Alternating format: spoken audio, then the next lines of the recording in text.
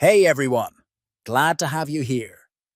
In today's video, I'll guide you through the steps to enable dark mode on the Google Drive app using your mobile phone. If you prefer a darker theme to reduce eye strain or save battery, this quick tutorial is perfect for you. Let's get started. First, open the Google Drive app on your mobile device. Next, look at the top left corner and tap the three horizontal lines. Then scroll down and tap on Settings.